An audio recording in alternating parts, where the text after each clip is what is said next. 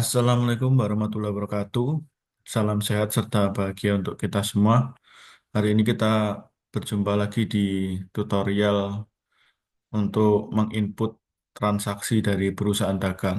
Dan alhamdulillah kita sekarang sudah sampai di penghujung ya untuk input transaksi perusahaan dagang. Hari ini kita akan melakukan penginputan mulai dari tanggal 29 Januari sampai dengan 31 Januari ya, tahun 2023. Oke, di sini kita lihat dulu pada soal di tanggal 29 Januari ada pembelian aset melalui faktur pembelian. Nah, ini kita bisa menginputkannya menggunakan pembelian, terus faktur pembelian, atau bisa juga langsung menggunakan aset tetap atau menu aset tetap ya. Tapi yang pertama di sini ada keterangan dan sudah di bold kuning ini ya di soal. Jadi kita harus buat akun baru dulu terkait aset tetap, akumulasi penyusutan dan juga beban. Oke, jadi kita masuk di ini ya eh, di dashboard awal ini kita buka di buku besar, terus di akun perkiraan. Nah, di sini kita pilih dulu aset tetap sesuai dengan soal. Terus untuk kodenya kita cek di soalnya di sini.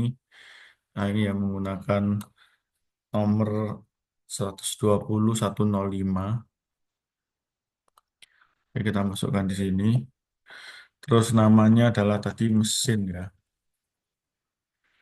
Mesin sesuai dengan soal mesin. Oke, kalau sudah kita klik simpan.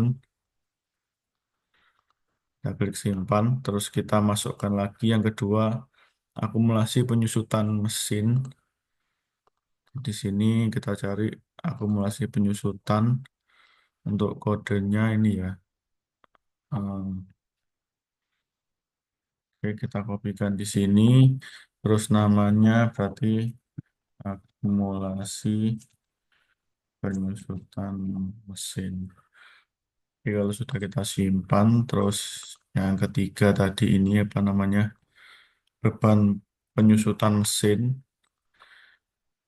kita ganti di sini berarti kita masukkan karena beban penyusutan tidak ada berarti kita masukkan di beban.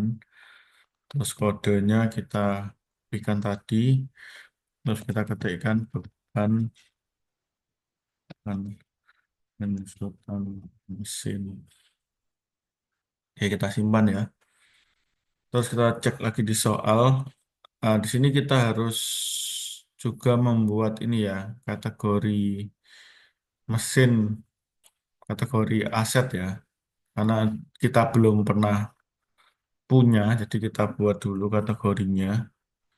Berarti kategori kita masuk di aset tetap, kategori aset. Nah, ini kita buat namanya mesin. Oke, jika sudah kita simpan, kita cek di sini. Oke, sudah ada ya.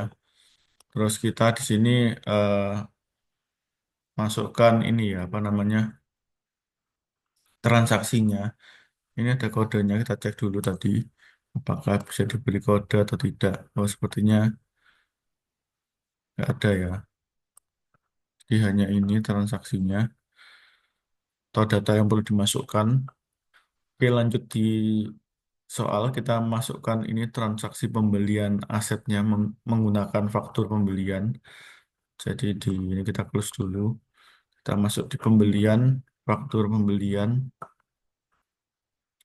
Kita lihat di soal di sini menggunakan pemasok umum. Nah, ini ya pemasok umum. Ini mohon maaf ya mungkin agak berisik karena di sebelah ada pemotongan pohon. Dia akan sedikit terganggu. Oke, lalu kita masukkan ini ya pemasok umum membeli aset tetap berupa mesin secara tunai dari pemasok umum. Terus kita cek di sini eh, nomor fakturnya ini bisa kita ganti ya sesuai dengan ini F123. Bukan ini ya maksudnya. Jadi kita cek di sini. Oh ya, karena ini ya karena kita belum pernah melakukan pembelian mesin. Jadi Di sini Accurate akan membuatkan dulu untuk akun perantaranya ya. Akun perantaranya yaitu bernama pembelian aset. Nah, ini kita klik iya saja. Kita klik iya, terus kita isikan namanya sesuai dengan ini tadi ya. Berarti mesin, namanya mesin, nama asetnya mesin. eh, Tadi kuantitasnya ini ya sebanyak 80 80 juta. Harganya 8 eh, kuantitasnya satu ya karena nggak ada keterangan ya. Kita isi satu saja. Terus ini kita isikan 80 juta. Ini sudah plus PPN nanti. Terus kita klik lanjut. Oke, sudah muncul. Terus di keterangan ini kita isikan nomor fakturnya tadi. F123. F123. Terus ini alamat pengirimannya kita cek di sini ya. Langsung kita pilih ini ya. Di alamatnya sudah pernah kita isikan dulu. Terus tanggalnya ini jangan lupa diganti ya. Tanggal 29 Januari 2023.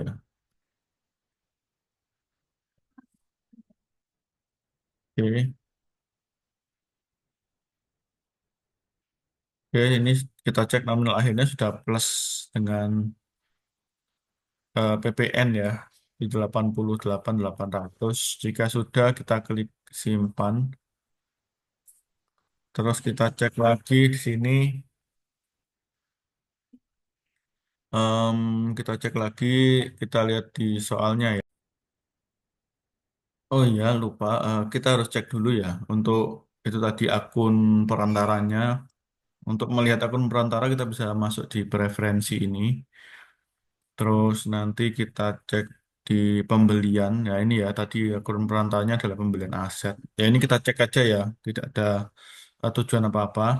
Terus setelah itu kita lihat lagi di soalnya. Berarti kita bisa masuk di ini ya. Aset tetap. Terus kita cek di aset tetapnya tadi. Kita lihat di sini di listnya. Ini sudah masuk ya tadi mesin. Cuman kita cek lagi. Nah, ini tanggal pakai. Kalau tanggal belinya tanggal 29 ya artinya tanggal pakainya harusnya mulai tanggal 30 ya. Ini tanggal 30. Terus ini kode asetnya tadi FA05. Berarti ini bisa kita hapus ya. Hapus kita gantikan FA05. Terus kita cek lagi. Ini ya sesuai ini ya FA05. Terus ini untuk metode penyusutannya kita cek di sini tadi menggunakan garis lurus ya. Garis lurus, berarti kita pilih metode garis lurus. Terus akun asetnya di sini mesin, mesin oke, akumulasi penyusutannya mesin ya, akumulasi penyusutan mesin. Terus bebannya ini juga beban penyusutan mesin tadi. Oke, jika sudah di sini untuk umur asetnya kita cek. Ini umur asetnya 8 tahun. Ini ya tanggal pakainya ya tadi. Terus umur aset 8 tahun metode garis lurus. Umur aset 8 tahun. Ini rasionya sudah muncul. Terus kita cek di yang lain kategori asetnya ini mesin. Oke. Ini kita pilih kantor pusat ya. Kantor pusat sesuai alamat yang ada. Terus pajaknya ya. Kita cek di soal sini eh, buat otomatis terus kategori pajak golongan 2 garis lurus. Kita cari golongan 2 garis lurus. Oke. Terus tidak ada informasi lagi yang lain. Ini sudah oke. Sudah sesuai. Oke, jika sudah maka bisa kita klik simpan ya di sini ya. Kita klik simpan. Oke, lalu di tanggal 29 di tanggal yang sama dilakukan pembayaran.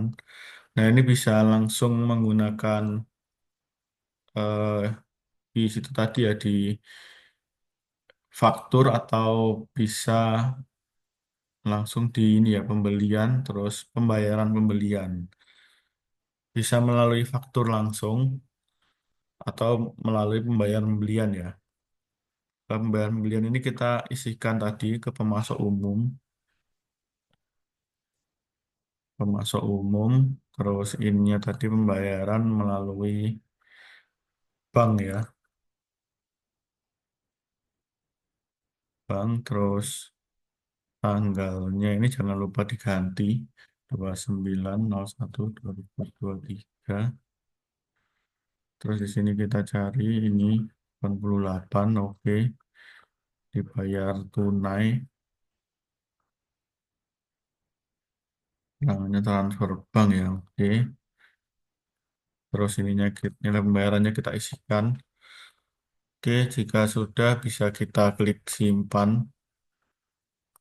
Oke, lalu kita cek lagi di sini di tanggal 31 ini ya, perusahaan melakukan pembayaran gaji pada karyawan untuk bulan Januari sebesar 20 juta via bank.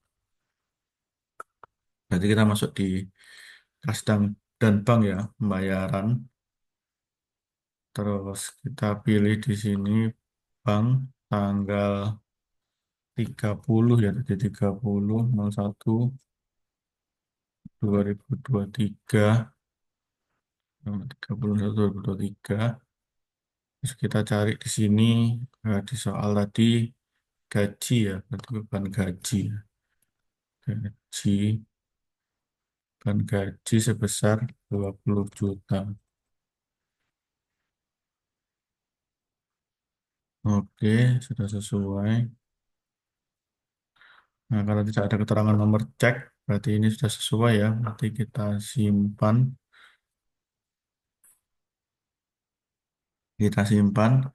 terus kita cek lagi mungkin untuk itu tadi ya, di faktur. Nah, ini fakturnya tadi sudah lunas ya untuk yang tanggal 29 tadi. Ini perlu dicek ya, kalau belum masuk berarti ada kesalahan tanggal atau nomor fakturnya. Setelah itu kita masuk ke transaksi tanggal 31. Di sini apa namanya? Manajer melakukan permintaan untuk menaikkan harga ya. Berarti kita masuk di penjualan, penjualan, terus di penyesuaian harga. Ini tadi menaikkan harga jual untuk coklat vanila masak taro ya. Kenaikan harga berlaku mulai 2 Februari. Mulai berlaku ini diganti ya, 2 Februari 02 2023, kategorinya umum. Terus tadi apa? Ini ya, coklat vanila masak taro. Coklat vanila masak taro. Oke, coklat vanila masak taro. Dari semula per piece-nya 165 menjadi 170 ya. Jadi ini kita gantikan 170. 170. Oke, terus klik lanjut. Oke, keterangannya perlu. Oke, jika sudah bisa kita simpan. Terus cek lagi di soal tanggal 31 juga. Hasil pengecekan fisik menunjukkan, ini ya, oh lupa tadi, ini namanya ya. BM01 tadi bisa kita isikan ya. Nomornya tadi BM01.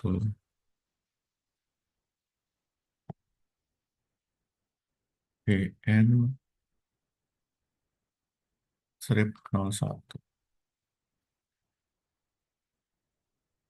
Oke,